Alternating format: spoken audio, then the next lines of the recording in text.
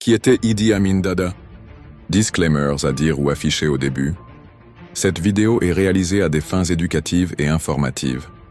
À travers ces récits, nous voulons éveiller la conscience, susciter la réflexion et encourager le dialogue, car connaître notre passé, c'est mieux construire notre avenir.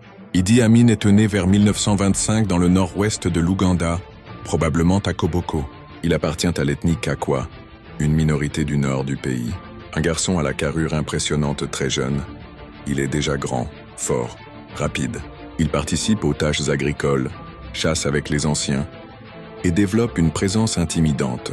Les anciens disent qu'il dégageait une énergie de chef, même adolescent. Idi Amin, le géant du ring.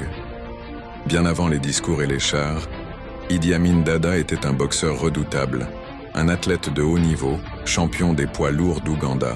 De 1951 à 1960, personne ne pouvait l'arrêter sur le ring.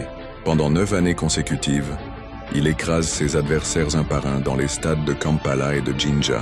Il est grand, fort, agile, et frappe avec la rage d'un homme qui veut sortir de l'ombre. Il rejoint l'armée coloniale britannique dans les années 1940, le King's African Rifles, et se distingue par sa force physique et son obéissance, malgré un niveau d'éducation très limité. Au fil des années, Amin monte en grade. Après l'indépendance de l'Ouganda en 1962, il devient l'un des principaux chefs militaires sous le président Milton Obote. En janvier 1971, profitant de l'absence d'Obote, il organise un coup d'État militaire et prend le pouvoir. Un panafricain ou un monstre?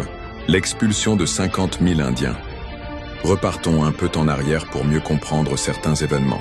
En 1896, les autorités britanniques lancent la construction du chemin de fer Ouganda-Kenya, aussi appelé Uganda Railway, pour relier le port de Mombasa, au Kenya, au lac Victoria. Pour cela, les Britanniques recrutent environ 30 000 travailleurs indiens, surtout du Gujarat et du Pendjab, car ils étaient déjà sujets britanniques. L'Inde faisait partie de l'Empire britannique, et les colons britanniques préféraient ne pas confier ces tâches aux Africains locaux.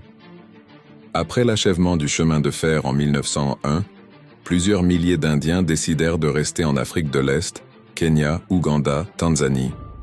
Ils ouvrirent des boutiques, des ateliers, des banques, et devinrent une classe commerciale puissante.